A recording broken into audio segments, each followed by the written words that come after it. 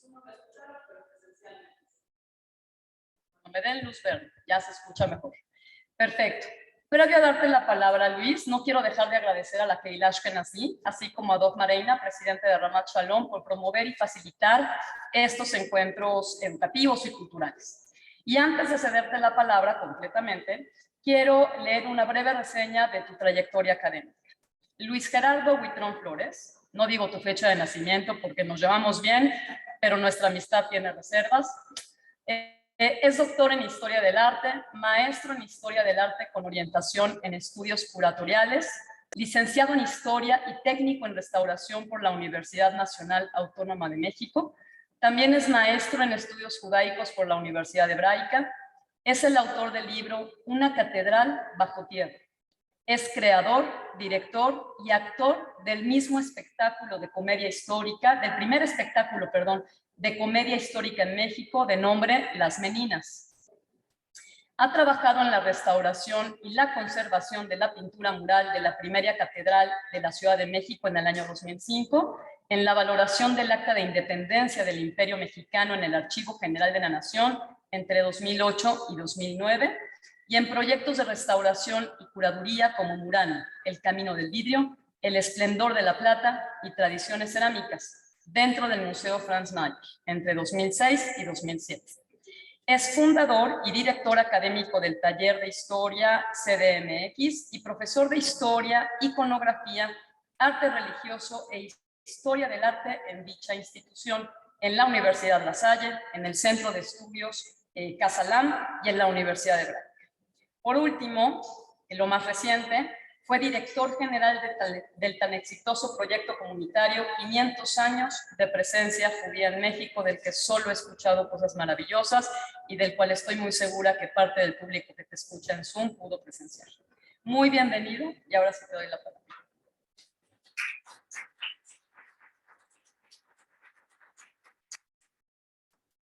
Muchas gracias.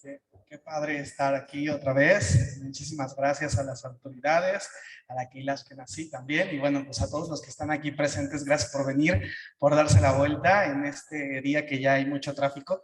Y también a todos los que nos acompañan en Zoom. Bueno, el día de hoy yo les voy a dar una plática bastante general, sin ánimo de meternos mucho. Lo que sí nos vamos a meter va a ser en chisme, eso sí, definitivamente.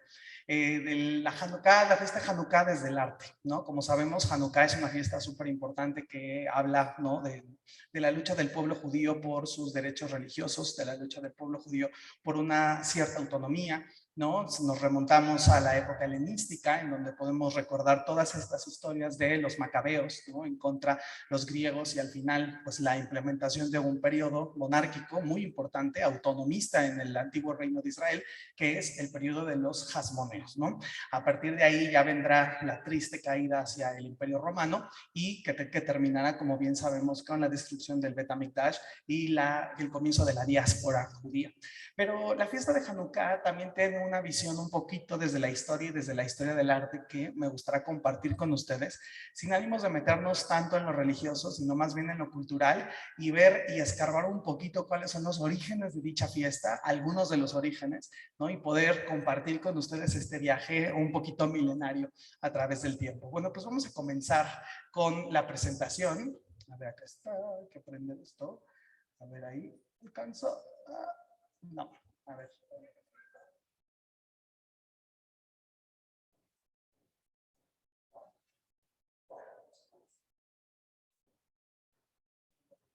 No jaló, pero bueno.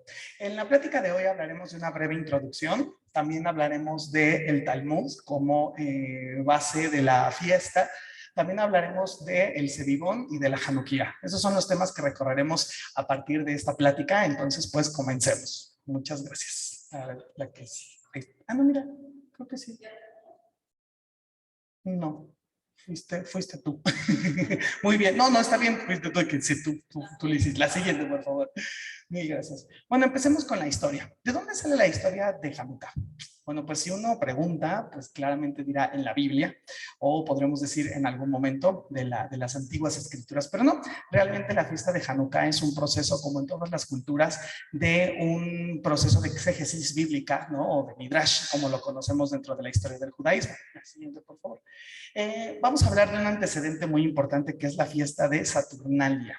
La fiesta de Saturnalia, se las presento, es una fiesta romana muy importante, porque esta fiesta de lo que habla es del fin del ciclo del año. Y la fiesta de Saturnalia nos tiene que ver a nosotros como la importancia de Hanukkah, pero también tiene que ver al mundo cristiano con la importancia de Navidad. La fiesta de Hanukkah tiene un antecedente histórico un poquito antes que en el mundo judío, y hablamos de la fiesta de la Saturnalia. La Saturnalia era una fiesta romana que se creó en tiempos romanos, obviamente, para el dios Saturno. El dios Saturno era el dios de las cosechas y se decidió hacer una fiesta para exaltar las virtudes de los dioses romanos, especialmente de Saturno, en una época muy particular, en una época en la que los romanos perdieron una batalla contra los cartagineses. Ok, esto ahí, quédenselo porque va a ser muy importante como dentro de la narrativa para retomar después. Esta fiesta que se creó hacia el año 217 aproximadamente, según unas fuentes, habla de que la fiesta de las Saturnalias tenía que ser una fiesta que subiera el ánimo ante una pérdida militar del pueblo romano ante un pueblo extranjero. Como habían perdido, los ánimos estaban súper por debajo del suelo y entonces se decide hacer una fiesta que originalmente duraría 3 días y que gracias al fervor popular y al gusto de la gente en Roma se extendió hasta 7 días. Durante estos 7 días se acostumbraba mucha comida, muchos bailes, alguna que otra orgía, intercambios de regalos, muchísima comida y lo más importante, prender una serie de velas y de luces hacia la calle que tuvieran que ver una con cada día. Esto para exaltar también otra cosa que vamos a conectar en este sentido. ¿Qué significan las velas dentro de la parte de la Saturnalia? Las velas dentro de la parte de la Saturnalia significan el término del ciclo. No nos espantemos, todas las festividades antiguas tienen que ver con el término del ciclo. Les recuerdo brevemente la fiesta de Halloween. ¿Okay? La fiesta de Halloween originalmente tiene su origen, su génesis, en una fiesta nórdica, de pueblos nórdicos, que señala el fin de las cosechas. Y este fin de las cosechas lo que va a hacer es que se termine el año, se termine el ciclo y empiezan los días más fríos del año. Recordemos que antes no teníamos Google ni relojes. Y entonces lo que teníamos que hacer era observar el entorno para decir, ya se acabó el tiempo de cosechas, ahí viene el frío y pues tristemente nos vamos a morir. ¿Por qué? Porque muchísima gente no va a poder soportar el frío, muchísima gente no va a poder soportar el hecho de que ya no exista el alimento, las cosechas. También de ahí no solamente viene la fiesta de Halloween, sino vienen las conservas y los alimentos salados. ¿Para qué? Para hacer que los alimentos duren todo el fin de año y es esperar estos días de oscuridad, cuando anochece más temprano, cuando la luz dura menos tiempo, para poder llegar después a un ciclo nuevo y empiece otra vez el concepto de las cosechas. Todas las culturas antiguas, el mundo egipcio, el mundo cretense, el mundo helénico, el mundo romano, el mundo judío, tienen esta unión de fiestas. Ahora, Saturnalia y Shamaín, como se le va a llamar en el momento nórdico, son las fiestas que terminan el año. Y por esa razón, como son fiestas que acostumbradamente empezaban el 13, 14, 15, 16, 17, 18, 19, 20, y después se movieron al 23, y después se movieron al 20, y entonces iban cambiando de un lado a otro. Por lo regular tocaban el día 25 de diciembre, en el nacimiento del dios Saturno. 25 de diciembre sabemos qué pasa, ¿no? El nacimiento de Jesús dentro de la tradición cristiana. Entonces ahí está también un punto importante. La siguiente, por favor. Entonces estas Saturnalias, estas fiestas que duraban 7 días, no eran muy llamativas a lo largo de los romanos, se intercambiaban dulces, se intercambiaban comida, velas y demás, y el hecho de prender las 7 velas, una por cada día en lo que duraban las Saturnalias, era para mantener el calor del hogar. Era para hacer esa reminiscencia, ¿no? De ya está el frío en el año y entonces hay que reunirnos todos juntos, ¿no? En grupo y prender estas luces para calentarnos. Recordemos que dentro de las lenguas romances, la misma fuente de la palabra hogar es de la hoguera, significa el calor del hogar. O sea, este es el centro de nuestro pilar familiar, ¿no? Ahí empieza este asunto también bien interesante. El asunto es que las fiestas se vuelven muy peculiares, a la gente les gusta mucho, coinciden con el nacimiento del dios Saturno y se empiezan a encender velas. La tradición judía, muchos historiadores no religiosos van a ver algún antecedente, obviamente, dentro de este origen romano de prender velas, pero no solamente afecta a la tradición judía, sino también a la cristiana, porque los cristianos a lo largo del Adviento prenden una corona de Adviento con 4 velas, una simbolizando cada fin de semana del Adviento durante todo el mes de diciembre. Entonces también vemos ahí una reminiscencia, ¿no?, de la Saturnalia dentro del culto cristiano, y otra más, la rosca de Reyes. La rosca de Reyes es su antecedente directo, es el pan de Saturno, que era una rosca circular que se comían durante las fiestas de las Saturnalias, y esta rosca de Reyes también tiene su origen en el mundo romano como el pan de Saturno, la torta de Saturno.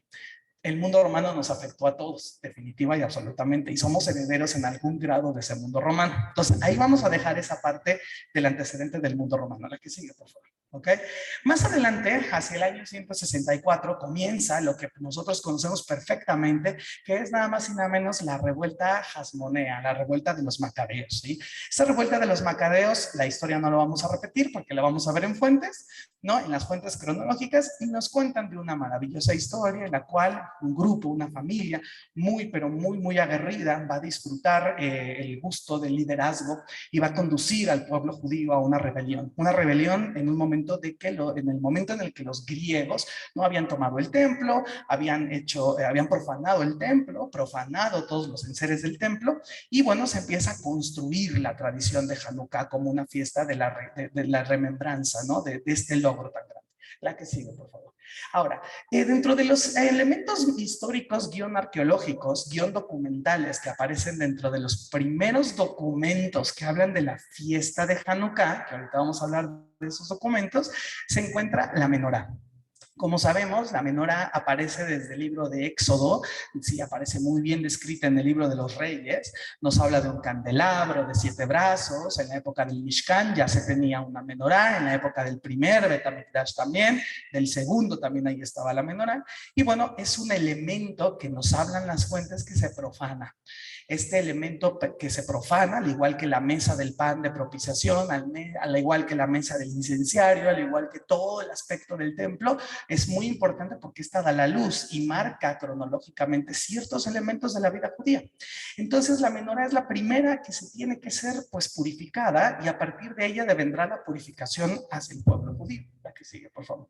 ¿Ok? Y bueno, sale aquí el asunto del aceite, que todos ustedes obviamente conocen, ¿no? Este aceite que dura un día, o que está preparado para durar un día y que a partir de ahí dura 8 días. Otras versiones, otros midrashim, hablan de que no es que dure 8 días, es que se dividió en 8 días.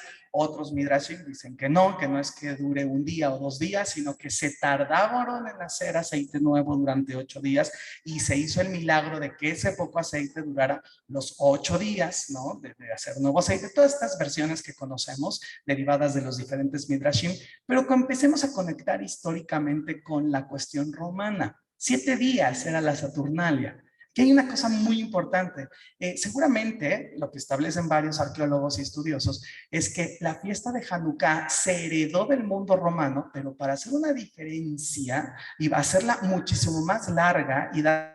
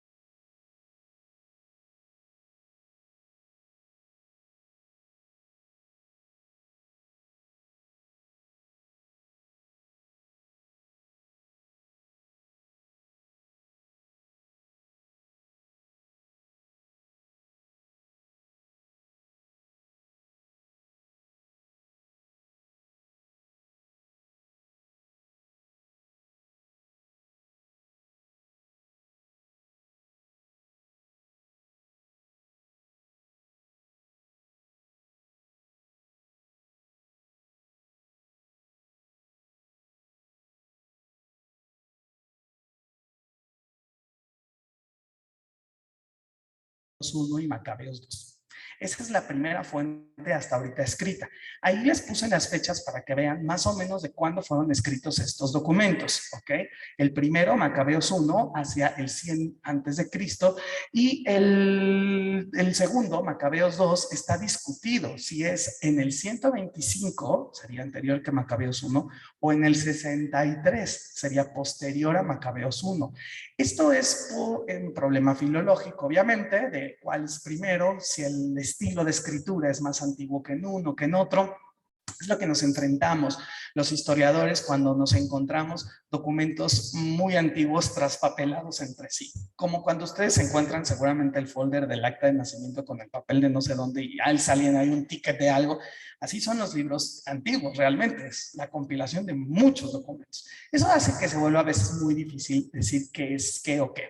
Pero si se fijan, si leemos la parte de Macabeos 1 y de Macabeos 2, sí nos hablan de una purificación del templo, pero no nos hablan de un aceite y no nos hablan de un elemento de 8 días en algunas de las fuentes, ¿no? Entonces, esto es muy puntual. ¿Por qué? Porque aquí sí nos dan el día de inicio, el 25 de Kislev. Ahí ya está dado en Macabeos 2. O sea, ya empiezan a aparecer ciertos elementos a lo largo de la historia documental judía que te van a mostrar que esta fiesta, fuese o no de origen romano, que no sabemos a ciencia cierta cuál es el nivel de interacción o de intercambio, pero ya es una fiesta netamente judía en el sentido de que ya se le cambió el origen, no está relacionado con la Saturnalia. Está relacionado ahora sí directamente a pocos años de haber sucedido la revuelta de los macabeos, ¿no? En un evento, en una época en la que se dice fue por la invasión de los helénicos, fue por la independencia, la emancipación que se tuvo en este momento. O sea, aquí ya es muy importante ver que Macabeos 1 y Macabeos 2, que por cierto, como saben ustedes, Macabeos 1 y 2 no están dentro del canon de los libros sagrados del judaísmo, pero sí dentro del islam y dentro del cristianismo, ¿no? Nos cuentan unas historias bien interesantes en donde ya se habla del valor de la purificación de un templo, de la reestructuración de un templo. Por ejemplo, no se los puse aquí, pero en Macabeos 2 se extiende mucho más. Los sacerdotes hablan de cómo destruyen el altar del templo, completito lo destruyen, se llevan las piedras a un lugar especial, las depositan porque ya son impuras y regresan a tallar nuevas piedras, piedra con piedra y armar un nuevo altar. O sea, existe todavía más. De hecho, la descripción de Macabeos 2 es más grande y más completa que la de Macabeos 1. La que sigue, por favor. Pero también hay una leyenda, Tanait, Megilat Tanait, que es un escrito a finales del periodo del Segundo Templo, que ahorita vamos a decir por qué es importante esto, en la cual dice unas cosas bien padres. Megilat Tanait es un conjunto de 35 fechas. Es un calendario, es un rollo, una leyenda muy chiquita, un rollo donde va numerado 1, 2, 3, 4 hasta el 35. Estas fechas que van numerando es el inicio de un protocalendario hebreo actual, una evidencia arqueológica histórica de algunas personas religiosas que empezaron a decir: el día en que se conmemora la Pascua judía es un día bueno, es un Yom Tov, ponlo. El día que ganamos contra no sé quién, ponlo. El día que fulano pasó y vio a no sé qué, ponlo. Y entonces empiezan a poner estas fechas. Y una de las fechas registradas es el día con relación a Hanukkah, se establece que a los 25 de Kislev, en la inauguración de 8 días y no llorar. Y se refiere a Hanukkah. O sea, ese es un registro histórico aproximadamente hacia el año 70, con la destrucción del Segundo Templo, en la que ya nos dice, es una fiesta, 8 días y no llorar. El trasfondo está bien fuerte. Es un momento donde está la destrucción del Segundo Templo, donde está otra vez el pueblo judío viviendo lo mismo y ponen al 25 días de Kislev, 8 días y no llorar. O sea, esta parte es súper importante, ¿no?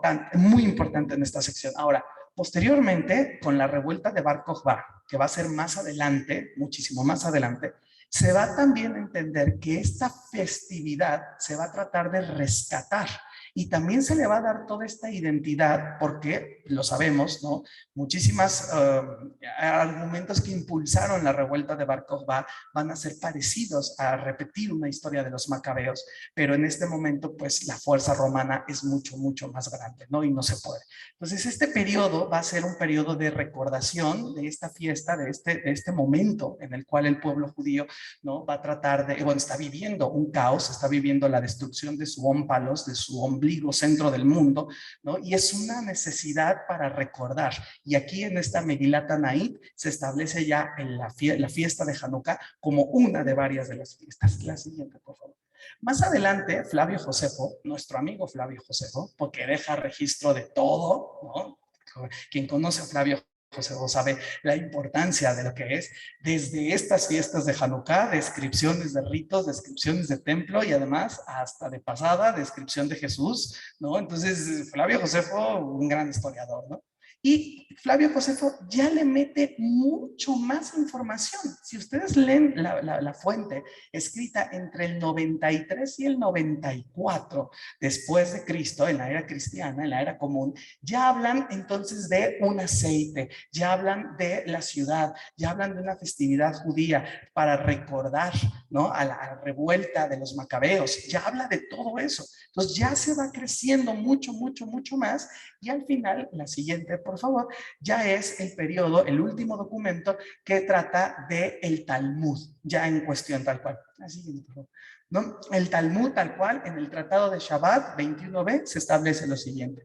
Cuando los griegos entraron al templo, todos los aceites del templo estaban, ahí no alcanzo a leer, estaban contaminados, gracias. Y cuando el reino de la casa Asmonea prevaleció y prevaleció la victoria, encontraron solo una jarra de aceite que estaba en el sello del sumo sacerdote y no tenía nada más que para quemar un día. Ocurrió un milagro y se encendieron para 8 días. Ya, esta fuente recopila toda una historia, esta fuente nos organiza históricamente y nos pone los elementos con los cuales se tienen que exaltar. Vemos la fecha, vemos la historia de la casa Hasmonea, vemos un montón de datos que se establece el Talmud. Y a partir de esto, el Talmud regirá cuáles son los elementos culturales que les llamamos artísticos de la fiesta de Hanukkah. La que sigue, por favor. Muy bien. Ya explicamos las fuentes, ya explicamos históricamente cómo se fueron construyendo cada una de las fuentes a lo largo de la historia judía y cómo se fue dotando a la fiesta de una identidad propia al mismo tiempo de una serie de elementos culturales que hoy bajo los ojos actuales les llamamos artísticos, ¿no? Pero hay que recordar algo, el Talmud, ¿qué fue? El Talmud fue el elemento, el estudio, el libro que rigió la vida judía o trató de regir la vida judía dentro y fuera de la diáspora, desde su sede Babilonia hasta todo el mundo de la diáspora. Entonces, esta regulación enorme que le llamamos Talmud es la regulación que permitirá al pueblo judío empezar a tener las mismas características o si una parte del pueblo judío adopta una característica, se adopten en todas y vamos a poner el ejemplo del Sedibón. La que sigue, por favor. El Sedibón es originalmente, hasta donde han salido la arqueología, aquí cruzamos fuente arqueológica con fuente histórica, germano. ¿Ok? Es un juego romano-germano que se llamaba el Teotum. De hecho, aquí tienen ustedes una imagen de Pieter Bruegel, el viejo, en un cuadro de 1560 de una niña que tiene en la mano una especie de valero. Ese valero es un tetum. El tetotum tiene o 4 caras o 6 caras y tiene una serie de inscripciones y de letras. Cuando tiene 6 caras, tiene puntitos, como si fuese un dado. Cuando tiene letras, las letras también pueden estar formadas por puntitos, tiene las siguientes letras: A, D, N y T del alfabeto latino. A de aufer, agarrar. D de depone, dejar en latín. Nihil, nada. Totum, todo. ¿Ok? Si esto lo pasamos al esquema judaico, por favor, tenemos la Nun de nicht en Yiddish, nada. La Gimel de Gantz, todo. La Hei de half, mitad. Y la Shin de Shtel Araim, poner. Son los mismos elementos, ¿no? Traspolados a una cultura identitaria yiddish, particularmente en el nuevo teotum, que no se le va a llamar teotum, sino se le va a llamar el dreyen, de la palabra en yiddish de girar, que evolucionará obviamente semántica y lingüísticamente a dreidel, ¿no? Entonces, a partir de este momento vemos un elemento ajeno que se incorpora dentro de la tradición judaica. Además, claro está de que estas letras coinciden también con un milagro, pasó aquí o allá, dependiendo de dónde estemos. Se intercambia la pei o se intercambia la shin, para decir sham o aquí, ¿no? O allá. La que sigue, por favor. Entonces, todos estos elementos, ¿no?, nos van construyendo una serie de características culturales y artísticas, como todas son culturales y artísticas, mimetizadas, sincronizadas, que algún grado de intercambio cultural de afuera hacia adentro. Y lo que están viendo es un cebibón de los más antiguos que existen en los museos germanos en Alemania medieval, en donde se tienen las inscripciones de las letras como con cuñas. Este cebibón se hace de arcilla y aparentemente es el más antiguo registrado ahorita, datado, que proviene del siglo IX, es decir, del final de la Alta Edad Media. Las cosas de barro, ¿por qué? Volvemos a la Saturnalia. En la Saturnalia se tenía la tradición de hacer cosas de barro, muñequitos de barro para regalar, juguetitos de barro para hacer. Y si el teotum es una pirinola o peona, que es romana también, del mundo germano, pues también se hace de barro. Volvemos a lo mismo. En el mundo cristiano también impactó. Las figuras de nacimiento tienen ese origen también de la Saturnalia. O sea, también vemos toda esta unión, ¿no? La que sigue, por favor. Más adelante, el cebibón empieza a tener esta connotación de festividad, esta connotación de diversión a lo largo de las fiestas judías, ya en una Europa, ¿no?, que tenemos ya muchísimo más definida en el culto y en la cultura del mundo ashkenazí. Aquí, por ejemplo, les traigo un niño con peonza del siglo XVIII. Es una pintura cristiana, pero muy discutida, de que probablemente estamos ante una familia conversa, del judaísmo al cristianismo, que hereda la tradición de seguir jugando con la perinola o peón. La que sigue. Aquí tenemos una pintura del siglo XIX de autor anónimo de niños jugando con el cebibón. Y claramente son unos niños yiddish, ¿sí? Tienen las peyot, tienen su kipá y están jugando. Es decir, ya se volvió un identitario cultural de Hanukkah que viene desde el mundo ashkenaz y que se empieza a comunicar a lo largo del mundo judío. La que sigue, por favor. Esta preciosidad de un cebibón ruso del siglo XIX de porcelana, que además tiene incrustaciones de malaquita, de zafiros y de piedras semipreciosas, pero con la característica, ¿no?, de una figura más tosca, y además su base para que no ande rodando ahí el cebibón y pueda encajar. La que sigue, por favor. Un cebibón de cerámica del siglo XX, precioso, de principios del siglo XX, Art Nouveau, ¿no?, que es un alajero. Además, este cebibón se abre por la parte de arriba y es un alajero. Y llegamos a la más importante, la que sigue, por favor, que es un cebibón, una más, en el Templo Mayor. Esto me acaba de pasar. Fue una historia muy extraña. Hace 5 meses, llevé a mis alumnas de Casa Lam a una visita guiada que tenía que darles en el Templo Mayor, y el Templo Mayor nos dividió. La gente del Templo Mayor nos dividió, obviamente por COVID y todo eso. Entonces nos hizo muchos grupitos chiquititos y nos dijeron, pues no pueden ir juntos, así que vayan por donde quieran del museo, pero siempre en grupos de 3, no más. Pues ahí me voy con unas alumnas y un amigo, y ahí vamos recorriendo. Y de pronto me acerco a la sala colonial. Quien ha ido al Museo del Templo Mayor sabe que todo el Museo del Templo Mayor está dedicado a lo prehispánico, pero casi a punto de salir del Museo del Templo Mayor, en la penúltima sala, hay un pequeño espacio llamado la sala colonial. En esa sala colonial están pedazos, platos, jarras, de gente que vivió en la época colonial, desde el siglo XVI, XVII, XVIII y XIX. La verdad es una maravilla de sala porque recoge toda la basurita que a la gente se le caía. Yo siempre lo digo así, imagínense, están en la Ciudad de México, en la época colonial, van navegando en las chinampas porque no había coches, ¿no? Y entonces te juntas con la de los elotes y le dices 2 por favor, ¿no? Y la de los elotes te acerca, ¿cuánto es? 2 pesos. Ay, se te cayó, no, pues se te cayó al agua y ya. O sea, ahí, ¿no? Eso lo dice mi querida Vero Lozano, una restauradora, esa anécdota de, pues se le caía a la gente. ¿Cuántas veces se nos han caído a nosotros monedas en la calle? Infinidad. Ahora piensen que la calle no era calle, sino era agua.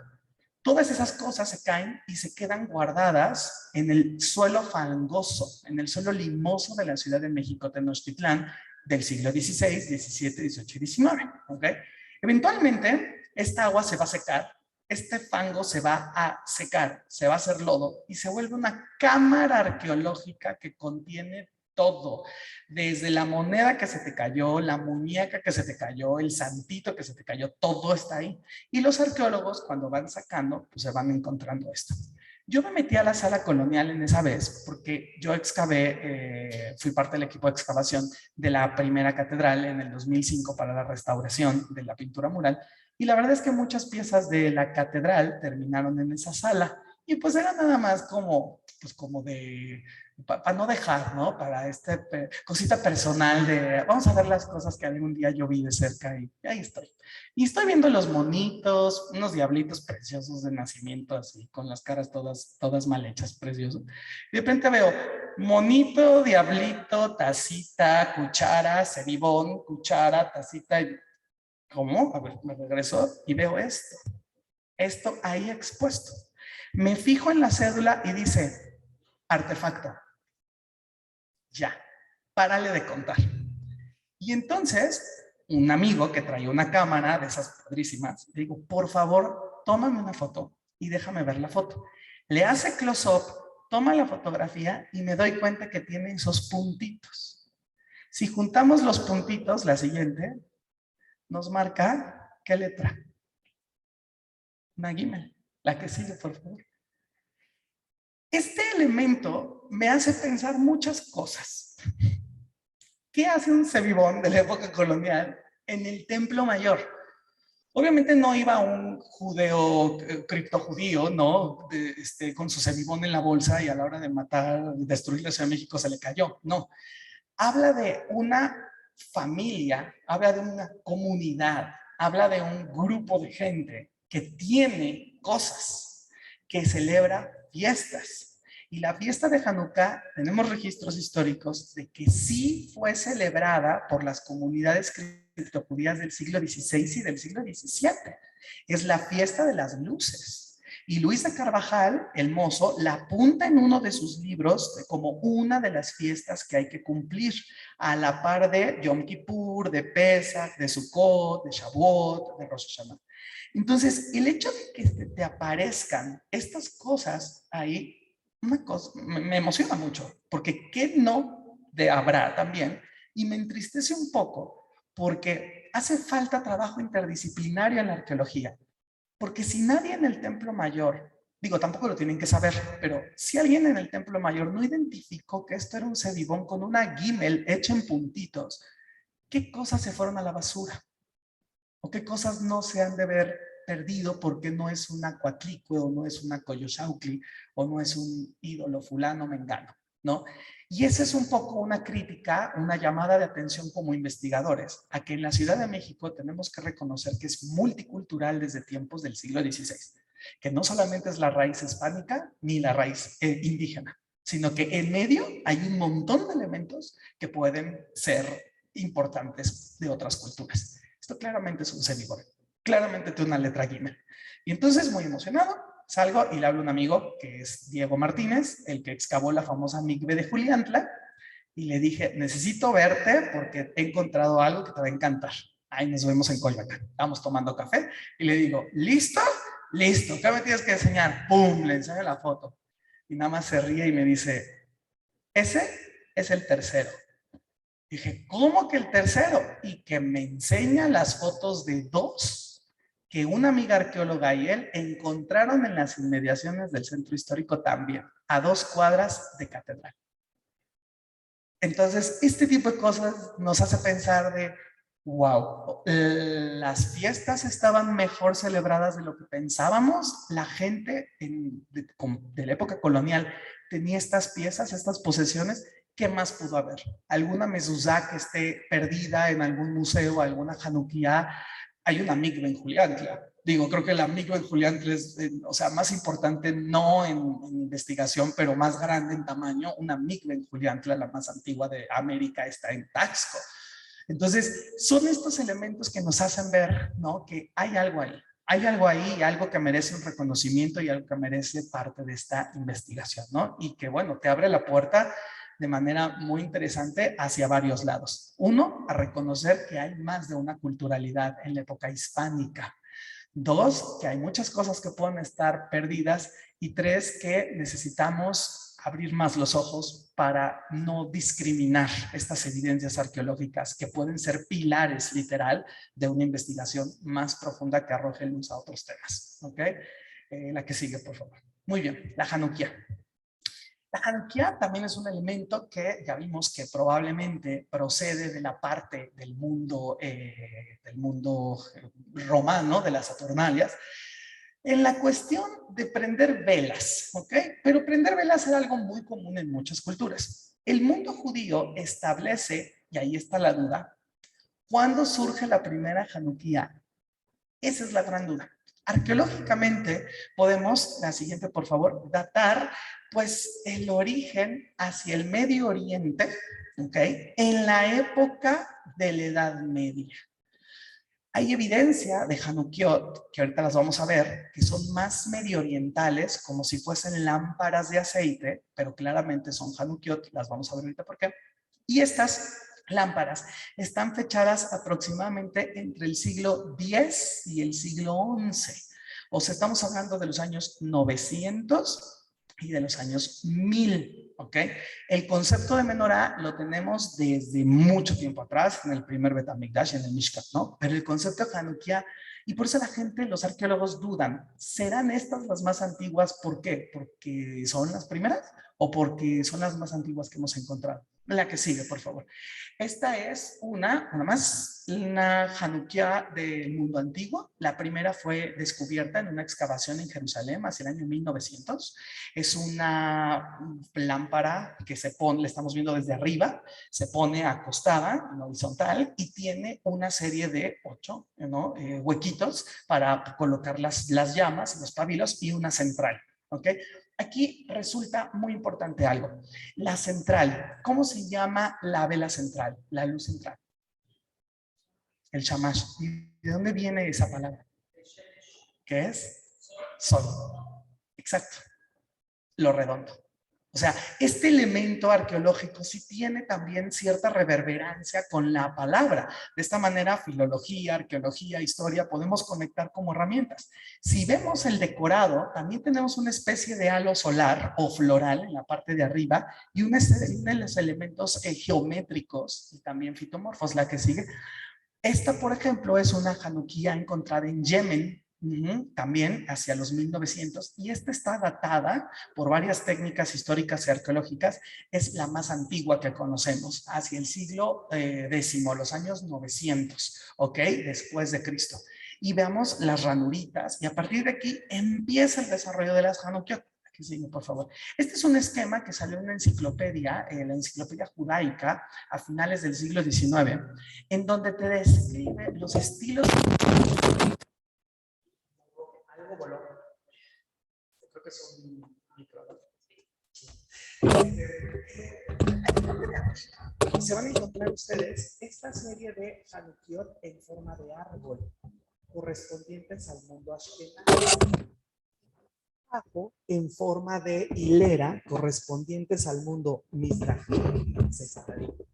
Es decir, ya hay una diferencia. ¿Quién sabe por qué? Falta mucho averiguar. ¿Qué es lo que inspira que estas lámparas antiguas que vimos en la parte de abajo, con hoyitos, evolucionen, se desarrollen en el norte de Europa, así como estos candelabros, como si fuesen con todas sus ramas, y en la parte de abajo que se queden como hileras de lámparas, ¿no? Esto es algo que ha preocupado muchísimo a los arqueólogos, y la respuesta puede ser que se encuentre en la Kabbalah.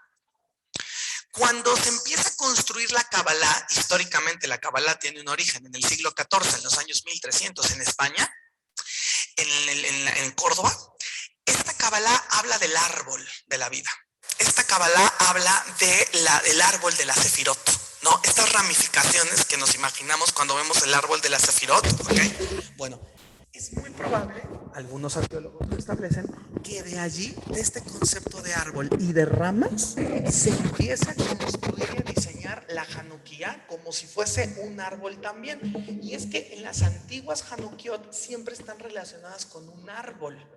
Entonces, esa es una de las propuestas históricas, ¿no?, que nos va a mencionar que tal vez la Kabbalah tiene esta influencia. Ahora, ¿cuándo aparecen estas Hanukkot de árbol? Y la respuesta es a partir del siglo XVI. Y uno dice, ¿pero por qué hasta tan tardías? ¿A dónde fueron tras la expulsión de los judíos de España? ¿A dónde se van los grandes cabalistas? Se van al mundo de Holanda y posteriormente también al mundo de la tierra de Israel, llevándose con ello este saber místico de la Kabbalah. Por eso se explicaría que la forma de Hanukkah en forma de brazos y de árbol sea un poco más tardía. Si nosotros revisamos arqueológicamente las Hanukkiot del mundo de abajo, son las más tardías. Es decir, empiezan como lámparas normal de Yemen, se empiezan a hacer largas, se empiezan a decorar como en la parte de abajo, y en algún momento, ¡pum!, salen las ramas, sale esta especie de árbol de la vida en el mundo Ashkenazi, la que sigue. Y a partir de este momento podemos ir trazando cuáles son estos principales estilos de las Hanukkiot, y llegamos, por ejemplo, a esta Hanukkah de la sinagoga de Cuneo en Italia, que tiene todas sus ramas hacia abajo, ¿no?, todas sus velas hacia abajo, con el shamash en la parte de arriba, ¿no?, y toda esta decoración, siempre con elementos de ojos, ¿sí?, de triángulos, de círculos, de manos. O sea, también es algo místico, no nada más es el concepto o el precepto religioso. La que sigue, esta es una chulada, 1706, ya del periodo barroco, una Hanukkah en Alemania, de brazos, pero en la parte de arriba, digo, aquí no se ve muy bien por la luz, pero ¿habrá manera como de apagar una luz? ¿Se podrá? Digo, para que se vea un poquito más la imagen. Bueno, sí hay, que mejor. Si se puede una luz. Si se puede, si no, porque en la parte de arriba, nuestros compañeros en Zoom sí la podrán ver, pero en la parte de arriba son paletas de aceite, son lámparas de aceite. O sea, esta es una fusión, es un árbol de vida, ¿sí? Es un árbol, una Hanukkah en ramificación, y tiene las patenas para colocar las lámparas de aceite. Y ahí hay un sincretismo entre esas. La que sigue. Esta Hanukkah en Holanda de 1753, que es muy, muy interesante, totalmente barroca, flanqueada. Ahí está. Regresa adelante, de la Purfix. Ahí está, miren qué bonita se ve en la parte de arriba, ¿no? Con estas lámparas que parecen como hasta de Aladino, ¿no? En la parte de arriba, y son para el aceite. Ahora sí, la que sigue. Sí, la primera una más. Ahí está, para que la vean. Es polícroma, sí, muchas gracias. Es polícroma, tiene estos elementos de palmetas, ya lo vieron, pintados, es bronce pintado. Y estos bronces pintados tienen flores, estos elementos que también te recuerdan a un árbol. Esta es la otra hipótesis. Les gustó tanto el concepto de adorno fitomorfo, de flores, que se llevó al extremo de hacerla una ramificación, utilizando obviamente la menorá de base, ¿no? Claro está. Recordemos que para este momento el arte judío ya es aniconista, es decir, no acepta forma humana más que vegetal, y en algunos casos animal. Por eso las Hanukkiot van a estar decoradas con ciervos que te recuerdan al sigilo talmúdico del que habla, de que el judío tiene que ser sigiloso como un ciervo, a los leones, que son los grandes leones del reino de Yehudá, que protegen el Eretz Israel, y que también pueden ser águilas, también puede haber ahí la representación de águilas. Ahí está la otra, ahí está, ven qué bonita, con totalmente de plata labrada y repujada. Es una joya. Esta es hacia 1751. Pero vean, es muy barroca, muy europea, pero sigue estando en línea, o sea, de tradición sefaradí. O sea, ahí podemos ver cómo este hueco, ¿no? Este hueco histórico de las familias migrando, ¿no? Alrededor de esto. La que sigue, por favor. Esta en Yemen, siglo XVIII, con las hamzas, ahí ven las manitas, ¿no? Con inscripciones. Tienen una serie como de gallos o de aves en la parte de arriba, y el shamash me parece una cosa preciosa, ¿no? Ahí está en la parte de arriba, las manitas, las velitas, un poco rupestre a comparación de las muy elaboradas barrocas europeas. La que sigue. Esta es una de las joyas del Museo Metropolitano de Nueva York, que se encuentra ahí. Es la Hanukkah ucraniana de 1867. Es casi de mi tamaño, es como de este tamaño, toda en plata labrada, desensamblada, y además esta tiene la particularidad de que tiene las manzanas descritas en el libro del Éxodo. Cuando se ordena hacer la gran menorá del templo, se habla de las manzanas y que cada brazo de la menorá debe tener cierto número de manzanas. Y entonces esta recrea el concepto, ¿no? Uniendo la identidad del templo con la identidad de la Hanukkah. ¿Qué sigue? Esta muy sencillita, de Marruecos, hace el siglo XIX. ¿La que sigue? Y esta francesa del siglo XIX. También toda la gente, adelante, sí, las preguntas si quieren, claro.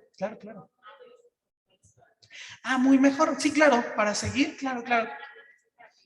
Buenísimo, sí, por favor. Ok, yo les digo, sí, vayan anotando las preguntas en el chat de Zoom, por favor, para irlas resolviendo y irlas contestando, o si quieren hablarlas, pues al final de la sesión, ¿ok?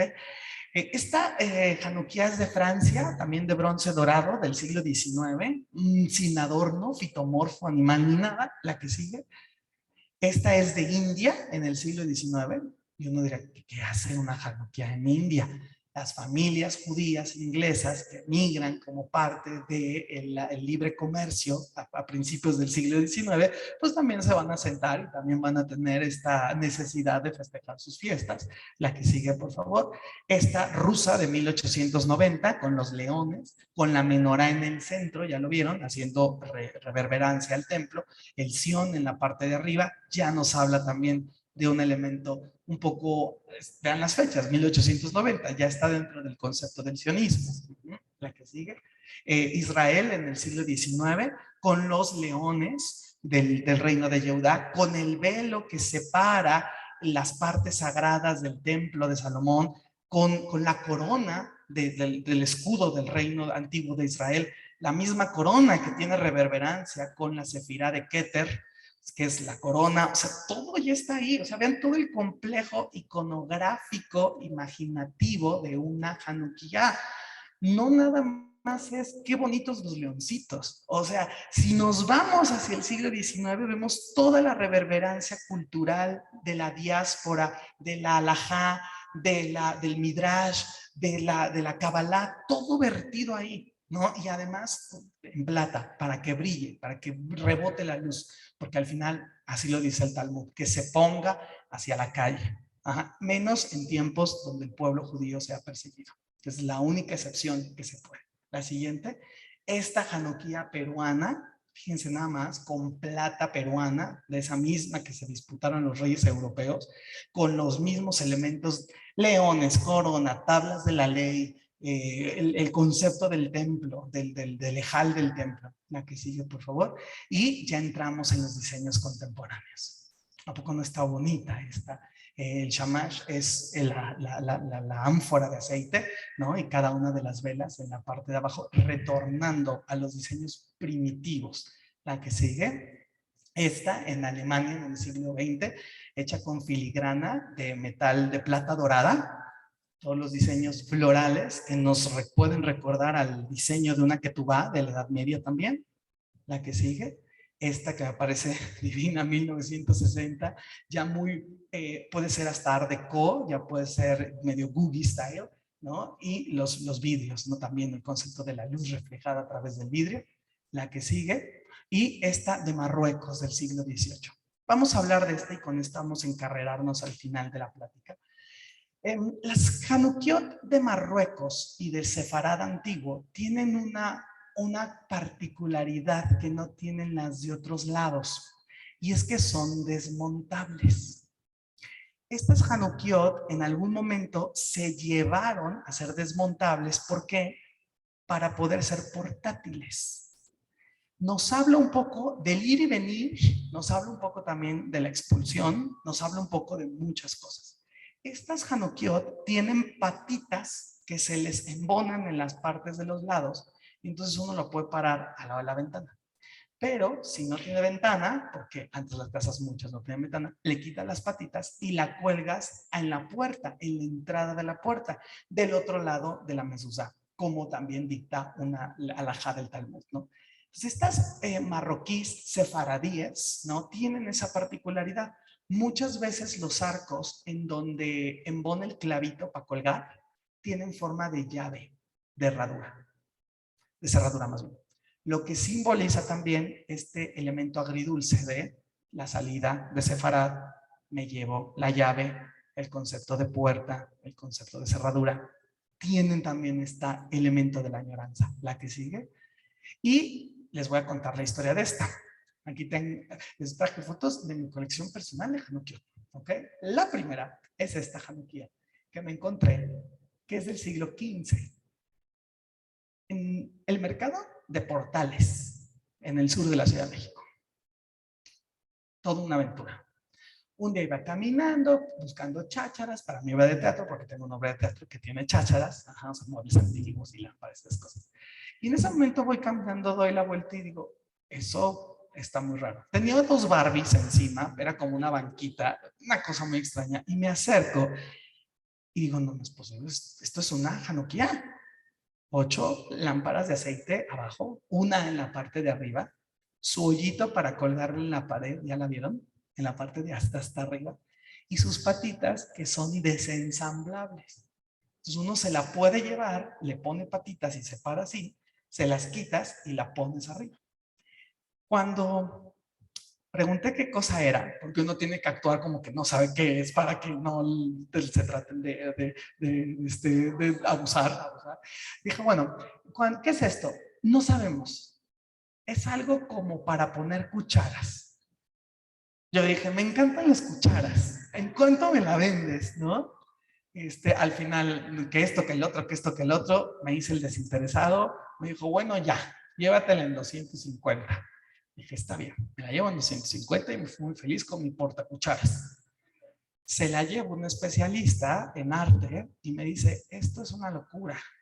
O sea, esto es de la época colonial o anterior. O sea, esto es una Hanukia marroquí o sefaradí antigua. Muy, muy, muy, muy antigua. Y me dio mucho gusto entre Barbies y chácharas. Y la pregunta es, ¿de dónde salió? ¿Cómo llegó hasta allá? Es como el cebibón que te encuentras en el Museo del Templo Mayor. La siguiente. En Mercado Libre conseguí esta. Del año 1910. Tiene la fecha fincada atrás. Una Hanukia de metal plateado, ¿no? Donde habla de las velas, estas son las luces, y bueno, ya está fragmentada, le falta el shamash. También es parte de estas piezas que tienen su elemento de destrucción o su elemento incompleto. Son las huellas de unos siglos, las huellas de las décadas, de lo que estas piezas también tienen que transitar para llegar hasta nosotros, ¿no? Como nosotros que también tenemos nuestras huellitas de la vida.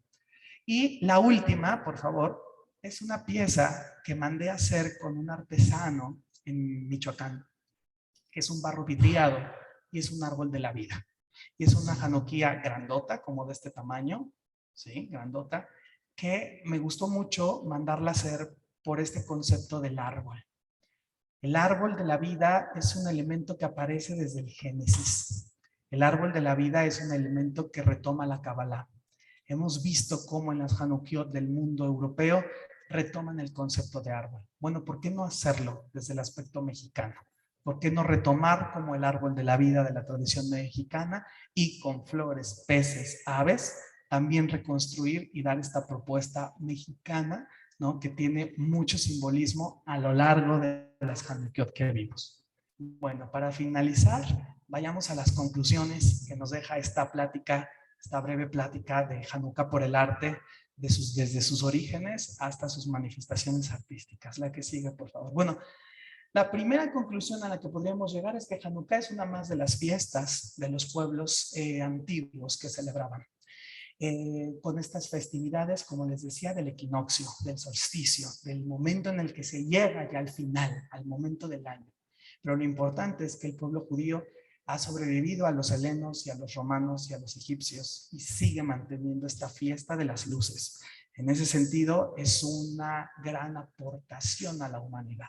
Una fiesta que recuerda el elemento de la luz en el momento más oscuro, hablando anualmente, cíclicamente, ¿ok? La segunda, que es tomada como un símbolo de la libertad de un pueblo y de la fuerza divina. No importa si la fuente 1 vino antes que la fuente 2. No importa si en una se mencionaba el aceite o no. Eso nos lo quedamos los historiadores y los arqueólogos y nos emocionamos porque somos muy ñoños y nos encanta ver el origen de las cosas y rastrear. Pero una cosa es la parte histórica y la otra cosa es el arte piadoso, la piedad popular, la religiosidad popular. Esa tiene un sentido más fuerte porque está vivo.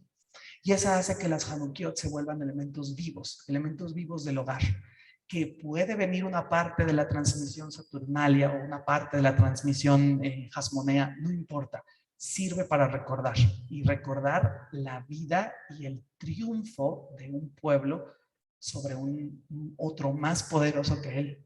La siguiente es que el milagro de las luces se encuentra registrado en varias fuentes tardías, lo que también nos habla de este gusto o interés, porque los judíos de la época Tanaim, talmúdica, decidieran continuarlo, porque bien pudieron no hacerlo, pero algo vieron en esas luces que representaba la continuidad. La siguiente es que la fiesta adopta un sentido de agradecimiento y de compartir, últimamente a partir del siglo XIX. El sionismo la retoma como también un estandarte súper importante de una política identitaria, ¿sí? Y hoy es referente de la libertad y el valor para ser quien uno es. Nos despedimos, en la siguiente por favor, con una serie de frases y números que nos pueden poner tranquilamente un orden, una perspectiva dentro de la fiesta de Hanukkah. Por favor, 3.500 ¿qué? La colección más grande de Sevigonim, que la tiene el escritor político Abraham Burg, 3.500 Sevigonim. 500 ¿qué? 500 calorías por cada sufganía, ¿ok? 24 ¿qué? 24 millones de sufganios se consumen en Israel aproximadamente cada Hanukkah, ¿ok?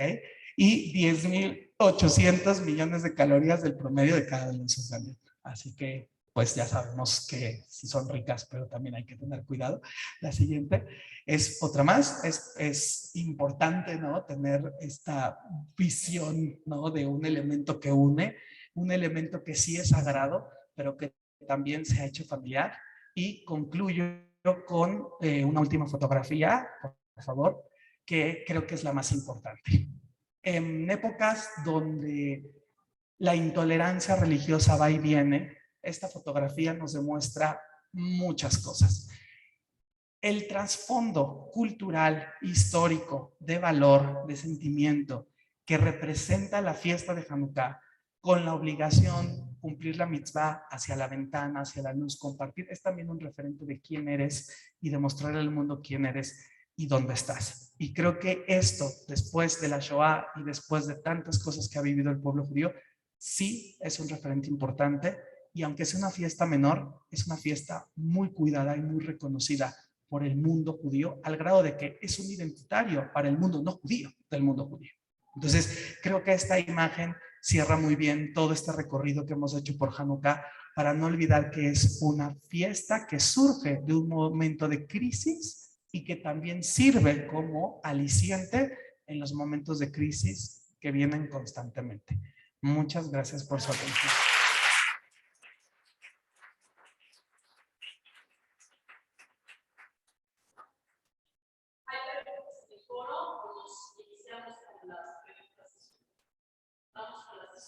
Ok.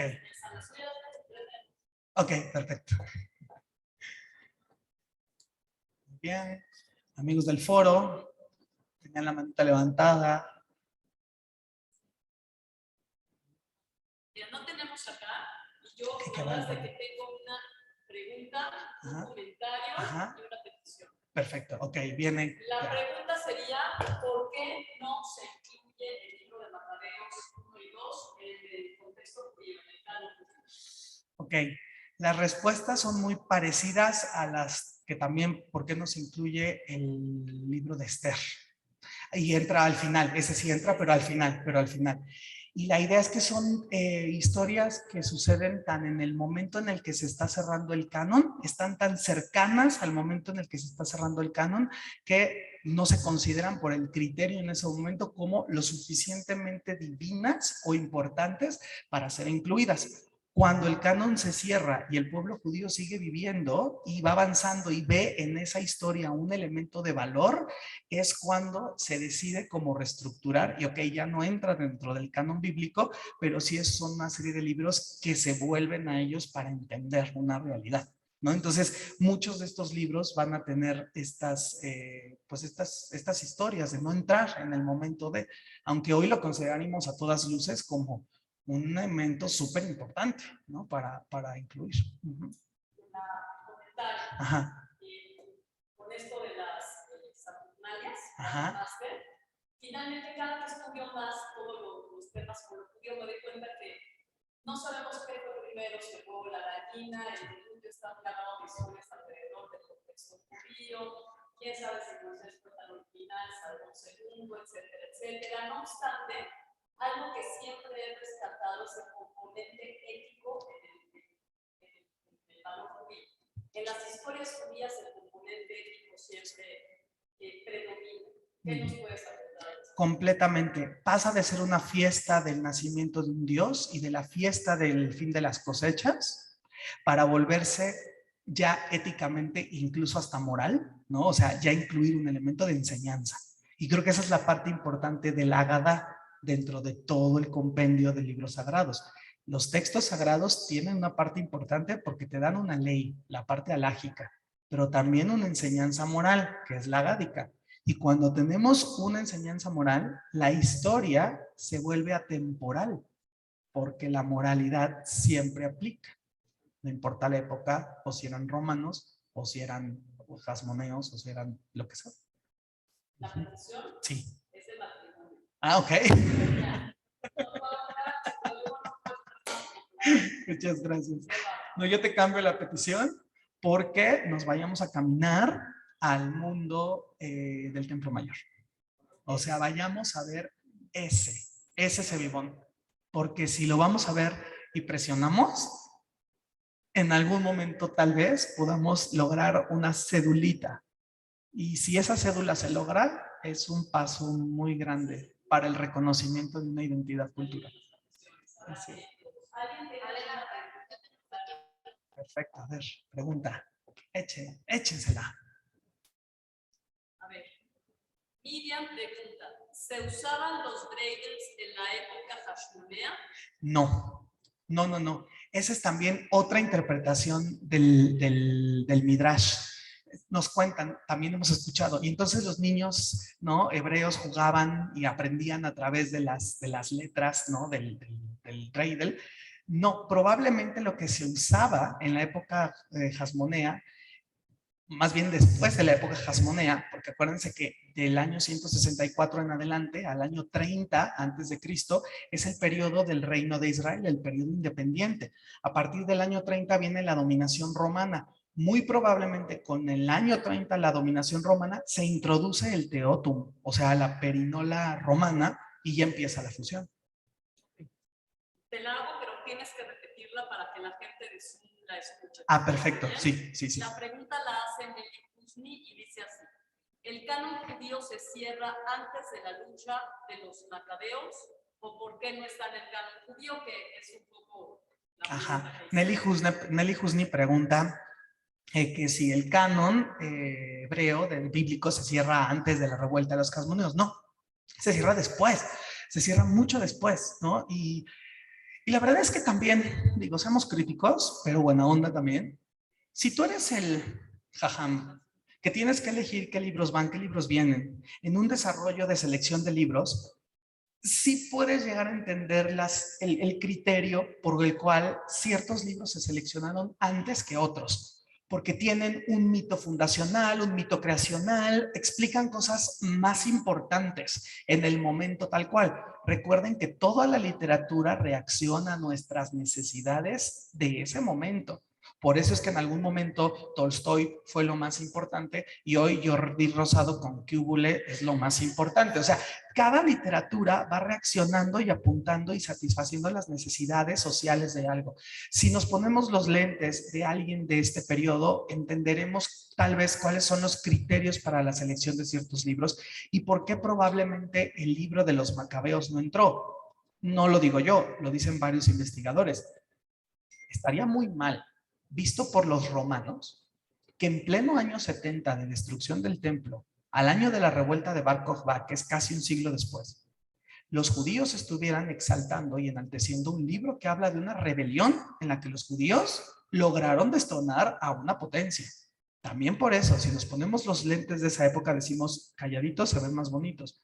Porque si los romanos empezaran a ver que claro que hay un libro y que exalta, y sabemos perfectamente que la revuelta de Bar Kokhba seguía mucho la narrativa de la revuelta de los macabeos, no, también es como de no te metas en camisa de 11 varas. No hay que exaltar ciertos documentos que nos puedan costar mucho más caros, puesto que ya destruyeron el templo, ya nos mandaron a la diáspora. ¿Qué más quieres que nos hagan? Poniéndote los lentes de ese mundo. También por eso es muy cuidadoso, ¿no? Es un poco esta fotografía también. Cuando la esposa del señor que toma la fotografía la imprime, firma y escribe en la parte de atrás, dicen muerte a Judea, y Judea vivirá por siempre en la memoria, ¿no? Y entonces es eso, o sea, esta persona que hizo esto se atrevió muchísimo. Tal vez hay momentos en donde hay más coraje y te atreves, y hay otros momentos en donde dices, no pongas ese libro dentro del canon sagrado. Puede ser más complicado de lo que pensamos.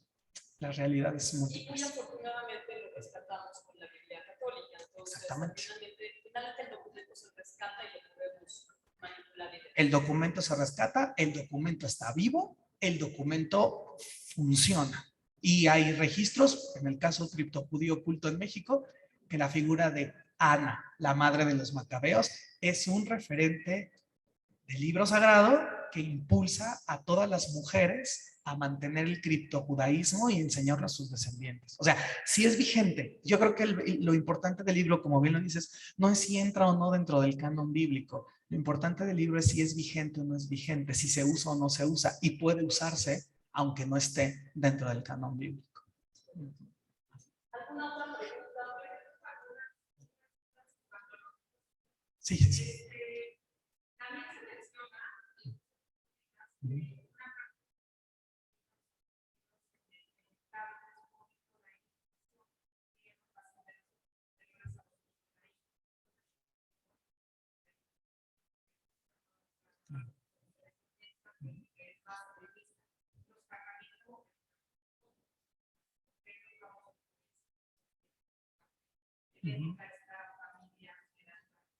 Claro.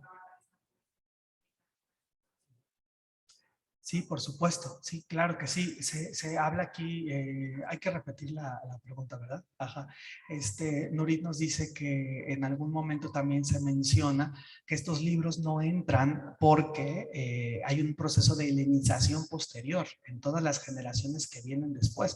Entonces, claro, a ojos de los jajamín de la época talmúdica, claro, no vas a meter un libro, ¿no? Que no, o sea, que promueve una revuelta contra los helénicos y termina helenizándose toda una cultura. Y en ese sentido, sí, hoy también hay que ver esto, cómo los significantes de las cosas van cambiando. ¿Por qué quitamos al Colón y no quitamos al Cuauhtémoc? Porque el Colón es un referente hoy por hoy de un asesinato masivo de gente.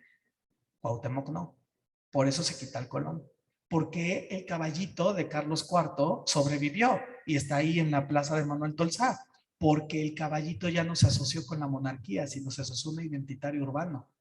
Si ven cómo cambian los significantes, entonces claro, ¿por qué en esas épocas del periodo Tanaim babilónico, del año 200 aproximadamente al 500, por qué voy a poner un libro que habla de una revuelta, de una revolución en contra de helenos y terminaron helenizándose con incluso hasta nombres? Recordemos la reina de Israel, la única reina de Israel, ¿no? Salomé Alejandra, ¿no? Entonces ya es el nombre, ¿no? Tal, es completamente la helenización. Sí, también es una propuesta, por supuesto.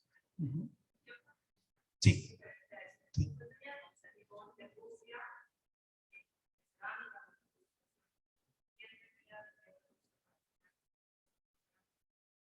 Sí, nos dice, nos enseñaste un sabibón en Rusia con incrustaciones, ¿no? De piedras preciosas y semipreciosas. ¿Quién tenía dinero? Muchos políticos de Alejandro III, el padre de Nicolás II, son judíos. Están dentro del comité, dentro de la legislación. No le puedo llamar consejo, porque, excelente, eso, no le puedo llamar consejo, porque es una monarquía absolutista y no hay un consejo tal cual, ¿no? Pero muchos de los ministros son judíos de la Escalá. Son judíos completamente ya relacionados con Rusia y el poder y todo. Muchos de ellos abandonan Rusia posterior a la revolución o incluso antes de la revolución, cuando muere el zar Alejandro III, ¿no? Pero entonces eso es lo que nos explica, ¿no? Y además esto particularmente, qué bueno que lo dijiste porque me acabo de acordar de algo, este cebibón está a la par del desarrollo de los huevos Fabergé. O sea, sabemos los dos mercados, ¿no? El mercado de la Pascua ortodoxa cristiana, ahí hazme unos huevos bien bonitos para que le pongamos no sé qué cosa. Bueno, también a mí, hazme un cebibón, porque este cebibón, bueno, quien lo gira le damos un manazo, ¿no? O sea, no es para jugar, es decorativo, es emblemático, también ostenta el poder. Lo ligo un poquito. Estos artículos del lujo, ¿no? Se establecen en toda la Europa de la Escala. Cuando la familia Bloch-Bauer, esta famosa familia del retrato de Adele Bloch-Bauer, la dama de oro de Gustav Klimt, le quitan sus cosas, el registro de los bienes es impactante. Kearot de plata, Hanukiot de plata con incrustaciones de madreperla. O sea, una serie de elementos rituales, mezuzot, incluso cubiertas de sidurín, de oro, plata, incrustaciones de piedras preciosas, que tiene la familia Bloch-Bauer y que es parte de mi culto del día a día o de las fiestas judías, y se los confiscan y desaparecen esas piezas. La familia era una familia relativamente asimilada, o sea, no estaba del todo afianzada a la fe. Absolutamente. Más cultural que tú. Así es, exactamente. La familia de los Bloch-Bauer es una familia de la Escala, también completamente heredera, asimilada un poco más a la cultura occidental, sin ser religiosos, pero tienen el poder adquisitivo para poderse hacer sus piezas litúrgicas, ¿no? Y son las mismas que desaparecen. Entonces, son contemporáneos. Está precioso, ¿no? Hasta como que uno quiere uno, ¿no? ¿Alguien más por acá? ¿Alguna otra pregunta? No, porque la contestó. Ya la respondió. Ok. Acá tenemos una pregunta. Sí. Buenas noches, muchas gracias, excelente presentación. Quisiera conocer tu punto de vista sobre esto. Tengo la impresión de que Hanukkah es la fiesta judía más conocida fuera del contexto judío. Entre el mundo gentil es por la que la gente está más interesada. Quisiera conocer tu opinión sobre esto y en su caso, ¿cuáles son esos factores que llevan a que esté presente inclusive en la cultura popular? Tal vez no tanto en México, pero mucho en Estados Unidos. Perfecto, buenísima pregunta. Preguntan que la fiesta Hanukkah es una de las más conocidas, ¿no? En el mundo que no es el mundo judío, ¿no? ¿Y por qué la gente está tan familiarizada? Bueno, eso se lo debemos gracias a la televisión norteamericana, particularmente neoyorquina, de los 70s a los 90s. Las casas productoras, digo, voy a tener un chisme, se los resumo así brevemente, pero es un chisme que da para mucho, para otra plática, de hecho, podría ser, ¿no? Los principales productores de las casas de cine y de televisión que migran, que vienen del mundo yiddish, son judíos. Metro-Goldwyn-Mayer, Warner Bros., todas esas, ¿no? Ellos empiezan a meter, todos ellos herederos de la Escala, ¿no? Muy asimilados en algunos casos, algunos como la familia Rothschild, que terminan convirtiéndose al cristianismo protestante, otra familia por ahí muy importante, Guggenheim, Patrona, muchas familias importantes. Empieza a haber una serie de vida judía abiertamente, pero un poco secular en Nueva York. Y Nueva York es la capital del mundo y la capital de la cultura. Prontamente toda la migración yiddish hace que se hagan los barrios judíos, que hoy sabemos y reconocemos como estos barrios del mundo hasídico, de la ultraortodoxia, como Satmar y Chabad Lubavitch y todo lo que reconocemos en la Nueva York. Y eso ya está, eso se va construyendo. Pero es gracias a series de televisión. Aquí viene este impacto de cómo todos ustedes vieron La Niñera, todos ustedes vieron Friends, todos ustedes vieron Seinfeld. O sea, estas series empiezan a introducir al personaje judío, no raro porque sea judío, no, sino es uno más de la gran gama de culturalidad. Y de pronto ya se adopta un nivel tan casual de esto es Nueva York y Nueva York es en parte judío, ¿no? Y entonces figuras como Woody Allen, figuras, o sea, de verdad es mucha gente, ¿no? Es muchísima gente la que está ahí, ¿no? Intelectual, además lo más bonito, intelectualmente, artísticamente, en los reflectores, en los foros. Y entonces se hablan de esta normalización de las fiestas. Pero hay que tener un dato también ahí. A principios de 1920 comienza el desarrollo de la mercadotecnia de las fiestas. Halloween y Navidad se van para arriba en 1920 y se hace lo que hoy conocemos de espectáculo de luces y muñequitos y el árbol gigante y van a prender el árbol y que llega hasta Mariah Carey este año rompiendo la calabaza y ya, eso es muy impactante, ¿eh? Mariah Carey, que le habían hecho un meme que porque ella era la señorita Navidad, se adoptó del meme, sacó millones de dólares de ello y ya hizo una fiesta que se quedó desde el año pasado acá, que es cada 31 de octubre a las 12 de la noche sale Mariah Carey y rompe una calabaza y comienza Navidad. Y es la inauguración de Navidad eso. O sea, estas cuestiones mercantiles son muy, muy, muy rápidas y un Día de Muertos, bueno, Halloween, Navidad y Hanukkah. O sea, entra dentro del mismo concepto y se empieza a hacerlo mercantil. Y obviamente en una ciudad grande, cosmopolita, los niños que no van con Santa Claus, pues Chrismukkah o Hanukkah Christmas. Entonces empieza todo este concepto que termina muy padre hacia la década de los 2000, cuando en Friends sale un personaje diciendo que se casa, un personaje judío, que se casa con una no judía. Y el hijo, ese es el problema, cómo lo educamos, si judío o no judío, y la mamá le presenta a Santa Claus y el papá se quiere morir y dice, no, pero es que también tiene su identidad, pero le empieza a contar la historia de los macabeos y se muere de la aburrición el niño y entonces va a un tienda de disfraces y quiere convertir de un macabeo, no encuentra de macabeos, encuentra de un armadillo gigante, se viste de armadillo, toca la puerta y ya es el armadillo que le cuenta la fiesta de Hanukkah y el niño la aprende y la entiende. Y no les puedo explicar cómo en Nueva York el armadillo de Hanukkah es hoy por hoy un referente cultural. Y lo hizo la televisión. Entonces, también estas fiestas tienen un capítulo extra, ¿no? Hacia el siglo XX-XXI. Y la parte es buena o mala, no lo sabemos. Pero parafraseando a mi querida Adela, no importa. Porque si es vigente y transmite un discurso moral, que sea el armadillo de Hanukkah.